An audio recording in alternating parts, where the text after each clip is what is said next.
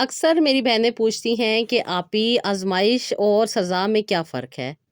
تو میں انہیں یہی کہتی ہوں کہ جب بھی کوئی مصیبت یا پریشانی یا تکلیف آئے تو آپ کو یہ دیکھنا ہے کہ وہ چیزیں آپ کو اگر اللہ تعالیٰ کے قریب کر رہی ہیں تو وہ آپ کی آزمائش ہیں، اور اگر وہ آپ کو اللہ تعالیٰ سے دور کر رہی ہیں تو وہ آپ کے لیے سزا ہے۔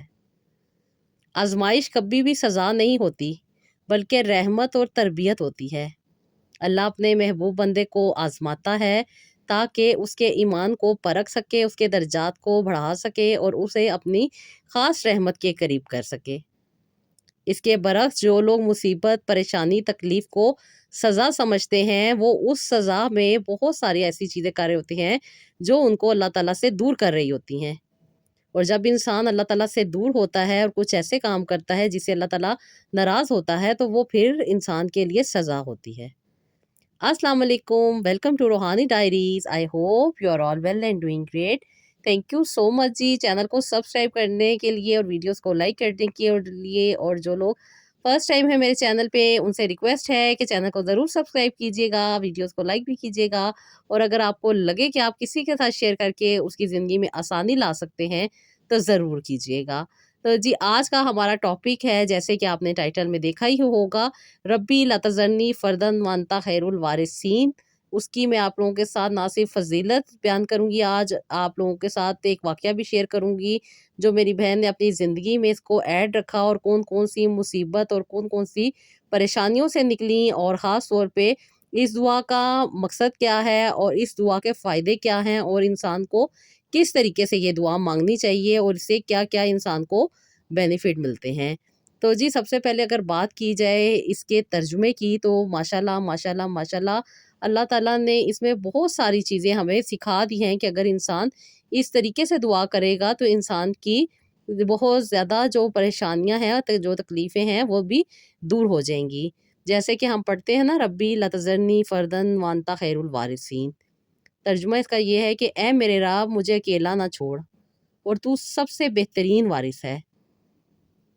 جو لوگ اس دعا کو پڑھتے ہیں وہ بہت زیادہ ہمیشہ فائدے میں رہتے ہیں اور ان کی زندگی میں بہت زیادہ فائدے آتے رہتے ہیں۔ اس دعا کا مقصد صرف یہ نہیں ہے کہ اگر آپ کو اولاد نہیں ہے تو آپ پڑھیں، بے شک یہ اسی لیے ہے کہ انسان کو جب اولاد نہیں ہوتی اس کے لیے پڑھی جاتی ہے، کیونکہ حضرت زکریا علیہ السلام نے بڑھاپے میں جب یہ دعا مانگی تھی تو اللہ تعالیٰ نے ان کی یہ دعا قبول کی تھی، یعنی کہ یہ دعا حضرت زکریا علیہ السلام کی دعا ہے جو انہوں نے بڑھاپے میں جا کے مانگی تھی، اللہ تعالیٰ سے اولاد مانگتے وقت مانگی تھی۔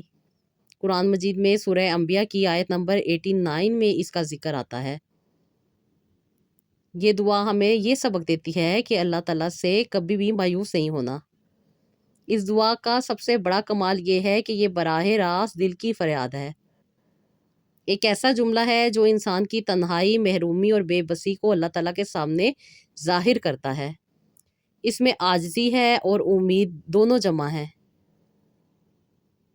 فردن، جب ہم اس کے بیچ میں یہ لفظ پڑھتے ہیں نا فردن، تو اس کا مطلب ہوتا ہے اکیلا، یعنی اے رب مجھے اکیلا نہ چھوڑنا۔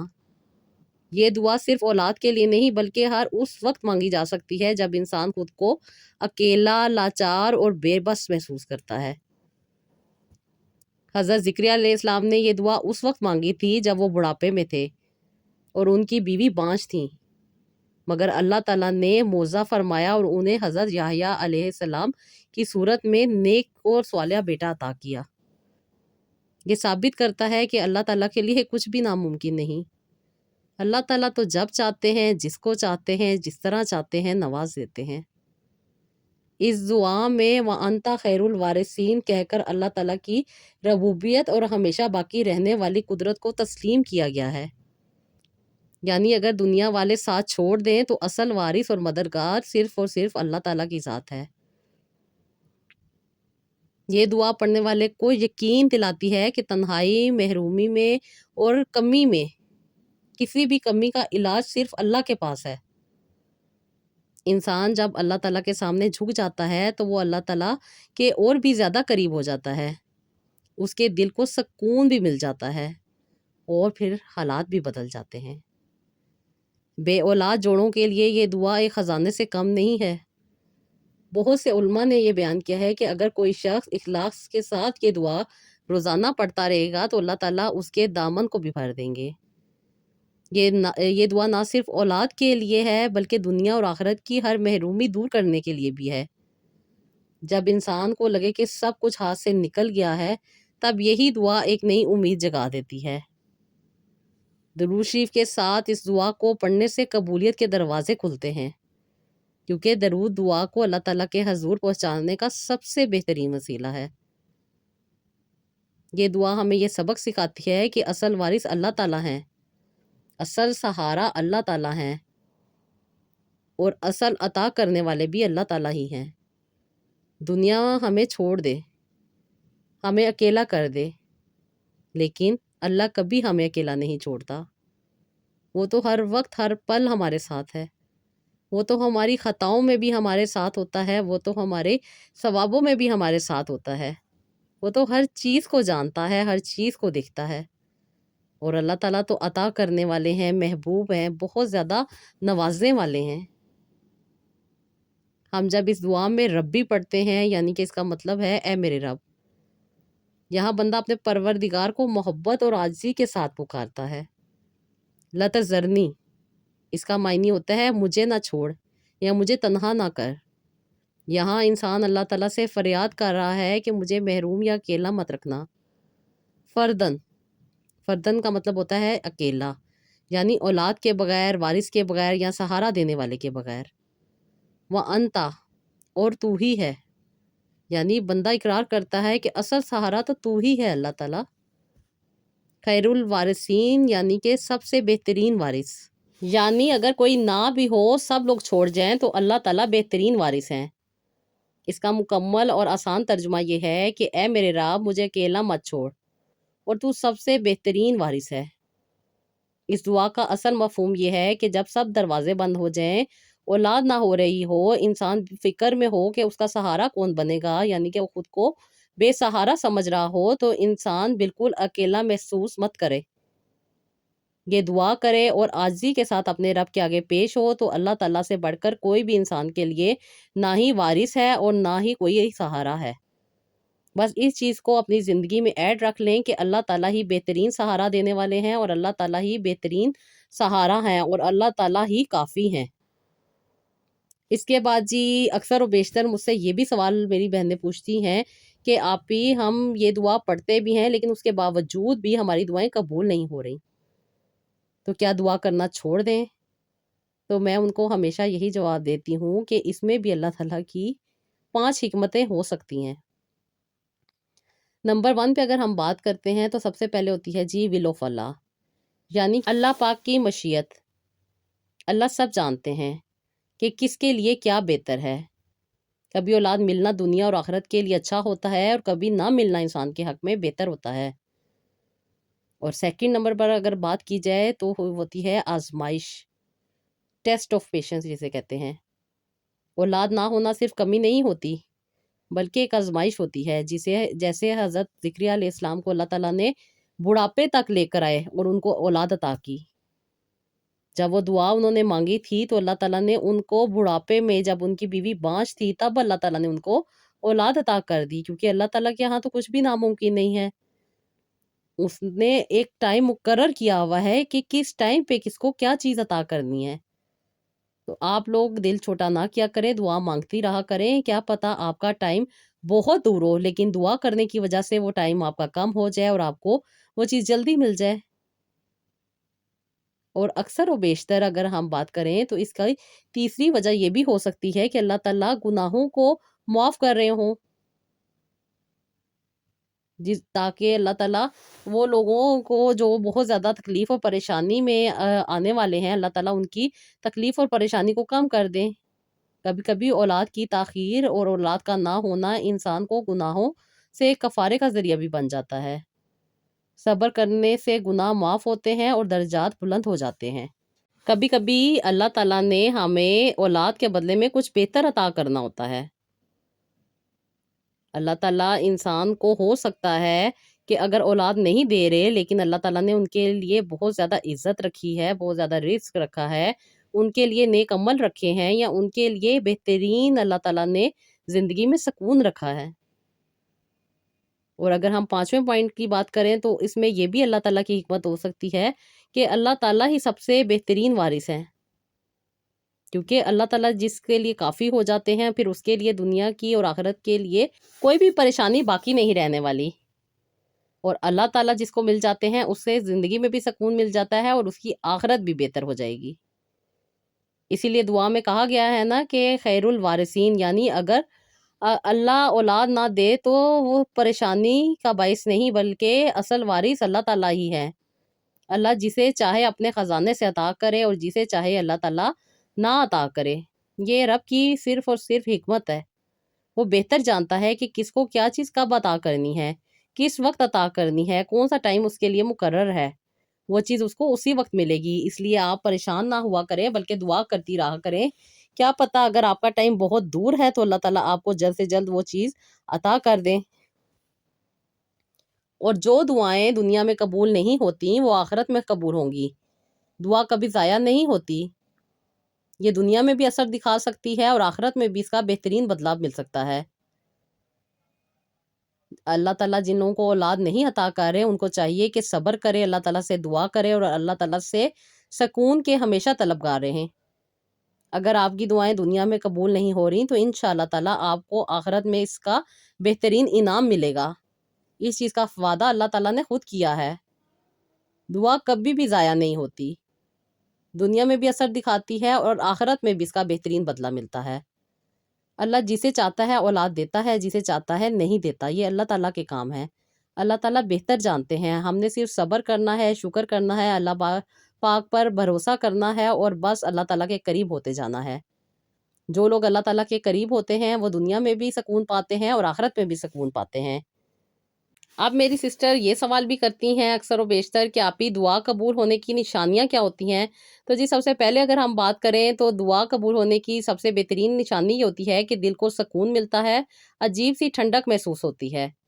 جب آپ دعا مانگتے ہیں اور دل بوجھل ہونے کی بجائے ہلکا ہونے لگتا ہے تو اس بات کی نشانی ہے کہ اللہ تعالیٰ آپ کی فریاد سن لیں گے۔ سیکنڈ نمبر پہ گناہوں سے جب نفرت پیدا ہونے لگ جائے تو یہ بھی بہت بڑی نشانی ہے کہ انسان کی دعا قبول ہونے والی ہے۔ جب انسان دعا مانگتا ہے اپنے اندر سے اپنے دل کو اپنے رب کے ساتھ کنیکٹ کر کے تو اس کی نیکیوں میں اضافہ بھی ہوتا ہے اور اس کا دل چاہتا ہے کہ وہ اور زیادہ سے زیادہ نیکیاں کرے، اللہ تعالیٰ کی خاص رحمت کو سمیٹے، اور یہ دعا قبول ہونے کا بہترین راستہ ہوتا ہے۔ اور اگر تھرڈ پوائنٹ پہ ہم بات کی جائے تو حالات اچانک سے آسانی کی طرف پلٹنا شروع ہو جاتے ہیں۔ مشکل دروازے جو بند تھے آہستہ آہستہ کھلنے لگ جاتے ہیں۔ ایسے اسباب پیدا ہوتے ہیں جن کا ہم نے کبھی بھی سوچا نہیں ہوتا۔ وہ کہتے ہیں نا کہ وہاں سے دروازے بن جاتے ہیں جہاں پہ دروازے موجود ہی نہیں ہوتے۔ تو یہ رب کا کرم ہے، وہ جب جس کو چاہتا ہے جس طرح چاہتا ہے عطا کر دیتا ہے۔ دل میں ایک امید جاگ جاتی ہے، ایک یقین بڑھ جاتا ہے کہ انشاءاللہ تعالیٰ ہماری دعائیں ضرور قبول ہوں گی۔ دل کو سکون مل جاتا ہے، اطمینان آ جاتا ہے۔ کبھی کبھی ظاہری حالات ویسے کے ویسے رہتے ہیں مگر دل کہتا ہے کہ میرا رب مجھے خالی نہیں چھوڑے گا۔ کبھی کسی کی بات، کبھی کسی کی الفاظ اور کبھی کسی کے دیے گئے تانے دل پہ بالکل بھی اثر نہیں کرتے، کیونکہ انسان دلی طور پہ مطمئن ہو جاتا ہے۔ کبھی کبھی خواب میں بھی اشارہ مل جاتا ہے، انسان کو خواب بھی آتے ہیں، اللہ تعالیٰ انہیں خوشخبری والے خواب دکھاتے ہیں، جو کہ خوابوں کی تعبیر جانتے ہیں وہ آپ کو بہتر طور پہ گائیڈ کر سکتے ہیں۔ اور اگر آپ دعا کے وقت رو رہے ہیں، اپنے آپ کو بہت عاجز لاچار محسوس کر رہے ہیں تو یہ تو سب سے بڑی علامت ہے کہ آپ نے اپنے آپ کو اپنے رب کے حوالے کر دیا ہے۔ آپ کی آنکھوں سے بہنے والے آنسو آپ کے دل کو نرم کریں گے، اور جس کا دل نرم ہو جاتا ہے وہ اللہ تعالیٰ کے ساتھ کنیکٹ ہو جاتا ہے اور پھر وہ دعائیں اللہ تعالیٰ تک پہنچ جاتی ہیں، اور اللہ تعالیٰ کبھی کبھی بڑی سے بڑی مصیبت کو بھی ٹال دیتے ہیں۔ انسان جب اللہ تعالیٰ سے دعا مانگتا رہتا ہے، اللہ تعالیٰ سے دعا کرتا رہتا ہے تو اللہ تعالیٰ اس کے دل کو تسلی بھی دے دیتے ہیں، اس کے حالات بھی بدل جاتے ہیں، اس کے دل میں امید بھی پیدا ہو جاتی ہے۔ کبھی کبھی خواب میں بھی اشارے اللہ تعالیٰ عطا کر دیتے ہیں، اور دعا میں رونا تو بہترین ایک عمل ہے جو کہ انسان کو اللہ تعالیٰ کے اور بھی قریب کر دیتا ہے۔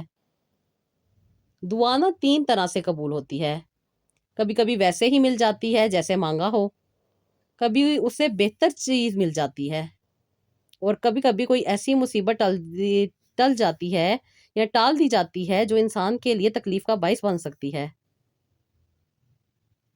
اصل نشانی یہ ہے کہ انسان جب دعا کرتا ہے تو وہ اللہ تعالیٰ کے قریب ہو جاتا ہے، اس کا بھروسہ بڑھ جاتا ہے اور اس کا دل مطمئن ہو جاتا ہے، اس کو اطمینان حاصل ہو جاتا ہے، اور یہی اصل نشانیاں ہوتی ہیں کہ انسان کی دعا قبول ہو جائے گی۔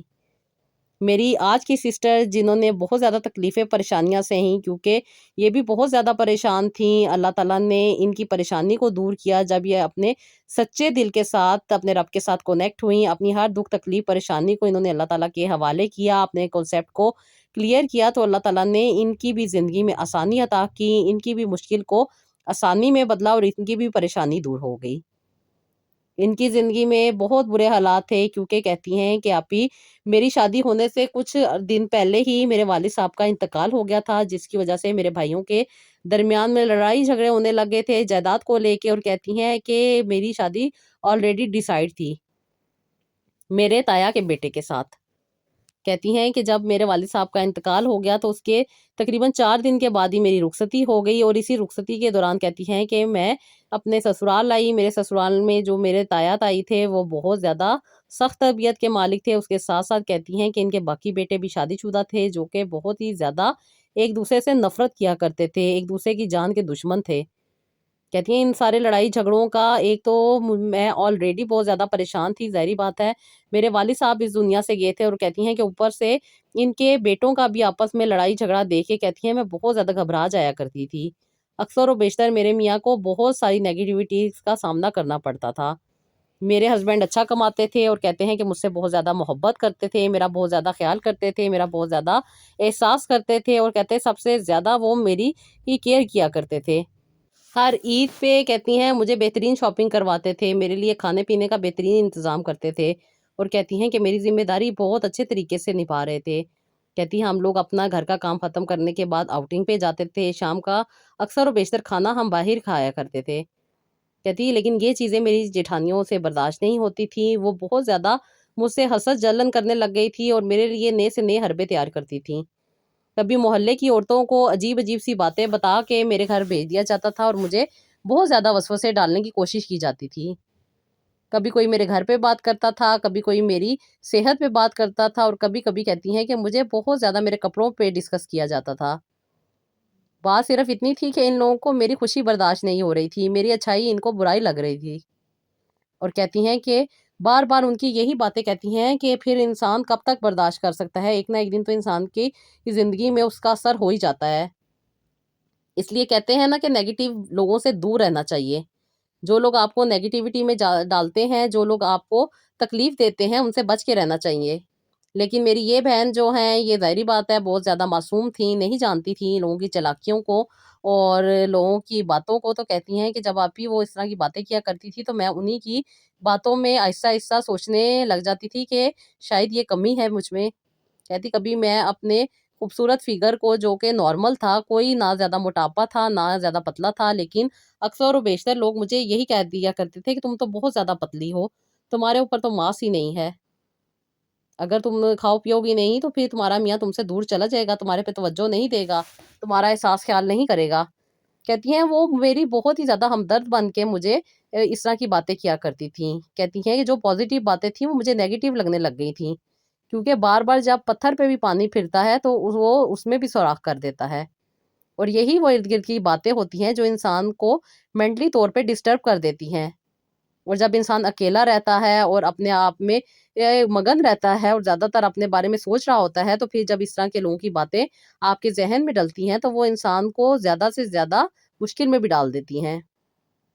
ان کے ساتھ بھی ایسا ہی ہوا تھا، وہ جو باتیں کرتی تھیں وقتی تو یہ اپنے آپ کو بہت خوش فیل کر رہی تھیں، ان کو تو پتہ ہی نہیں تھا کہ وہ لوگ ان کی زندگی کو خراب کرنا چاہ رہے ہیں۔ یہ جتنی مطمئن ہیں، جتنی اللہ تعالیٰ کا شکر ادا کرتی ہیں، جتنی اپنی لائف میں سیٹ ہیں، تو کہتی ہیں کہ وہ چیزیں ان کو جان بوجھ کے تکلیف دینے کے لیے کر رہے تھے، جو کہ ان کی جیٹھانیاں اس کی خوشی کو برداشت نہیں کر رہی تھیں، جس کی وجہ سے سب کچھ کر رہی تھیں۔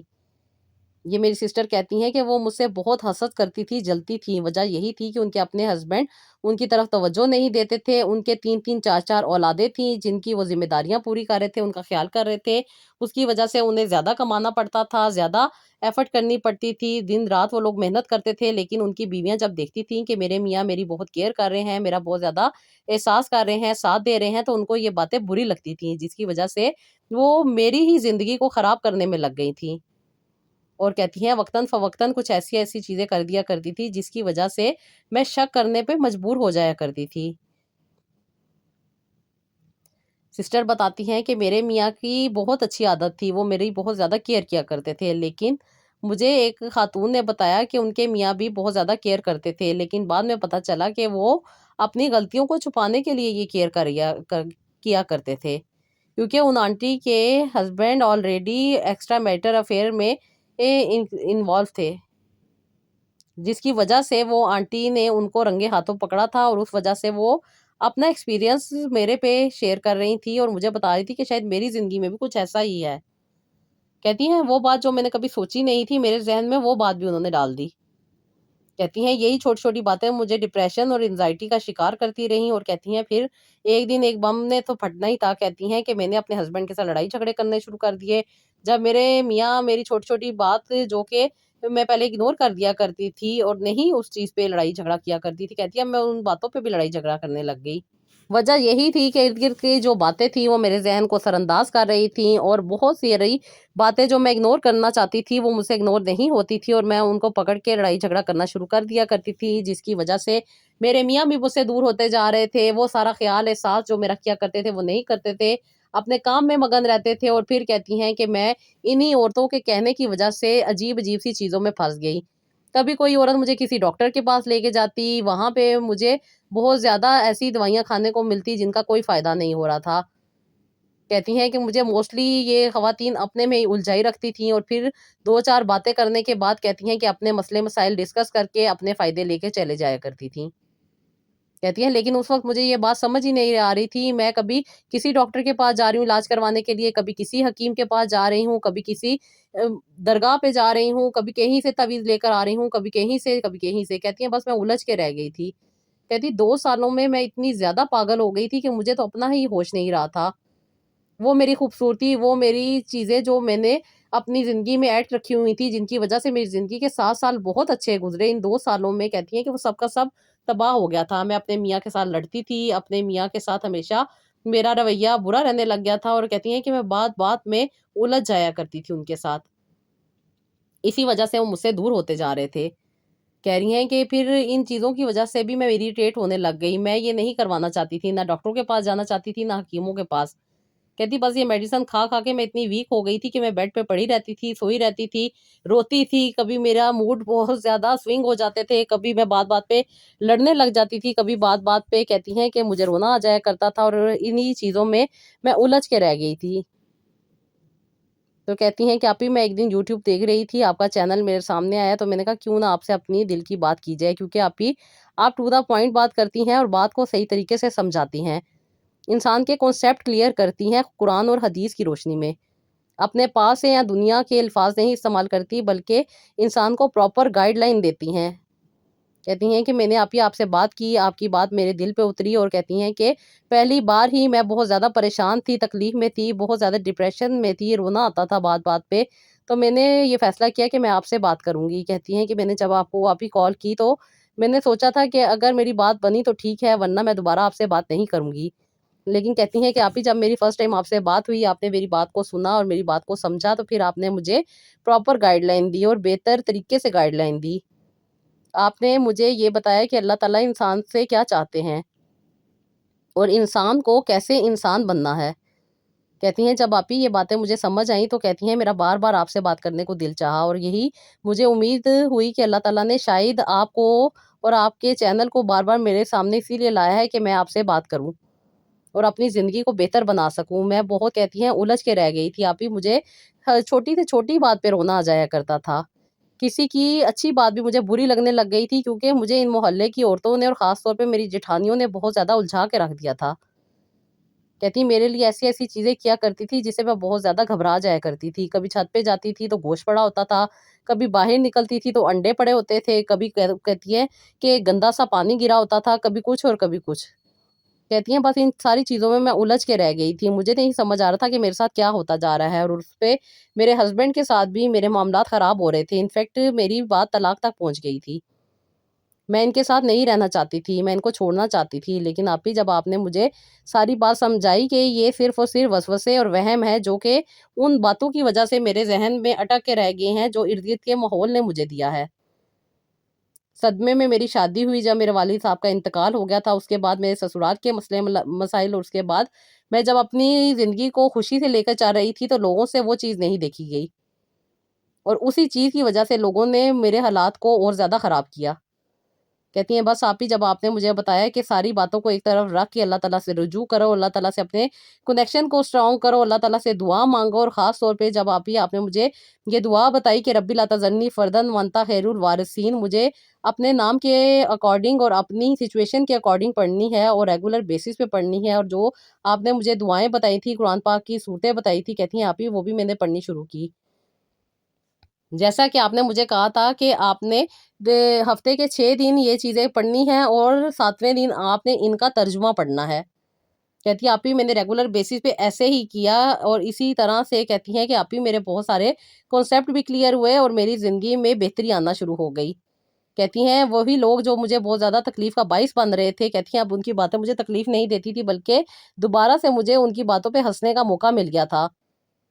ان لوگوں کے اپنے کانسیپٹ کلیئر نہیں ہوتے، اپنی زندگیاں ان کی صحیح نہیں چل رہی ہوتی ہیں، یا اپنی زندگی کی مصیبتیں پریشانیاں دوسروں کی زندگی میں ڈال دیتے ہیں، دوسروں کے ساتھ وہ ایکسپیرینس شیئر کر دیتے ہیں، جس کی وجہ سے وہ بھی شک اور وہم میں پڑ جاتا ہے. کہتی ہیں کہ اب آپ ہی مجھے برداشت کرنا آ گیا تھا، ان لوگوں کو سمجھنا آ گیا تھا، اور اپنی زندگی کو بہتر بنانا آ گیا تھا. کہتی ہیں آپ سے 1 سال میری بات ہوئی، اور کہتی ہیں اس دوران میں یہ دعا بھی پڑھ رہی تھی لیکن مجھے کنسیو نہیں ہو رہا تھا. پھر آپ نے جب میری تھیراپیز کی، کچھ مجھے ٹریٹمنٹ دیے، تو کہتی ہیں کہ الحمدللہ اللہ تعالیٰ نے مجھ پہ کرم کیا اور اللہ تعالیٰ نے مجھے صاحب اولاد کیا. کہتی ہیں آپ کی خاص طور پہ وہ ٹیکنیک جو آپ چلتے پھرتے بتاتی ہیں، تو کہتی ہیں کہ میں نے اس پہ فالو کیا اور اپنی زندگی کو بہتر بنایا. اور کہتی ہیں الحمدللہ 2 مہینے کے بعد ہی مجھے اللہ تعالیٰ نے یہ خوشخبری سنائی کہ میں نے کنسیو کر لیا ہے. اور کہتی ہیں کہ الحمدللہ میرا یہ سارا ٹائم بہت اچھا گزرا. جیسے کہ آپ نے مجھے تسبیحات بتائی ہوئی تھی اللہ تعالیٰ کا ذکر کرنا ہے، کہتی ہیں میں ریگولر بیسس پہ یہی کرتی تھی.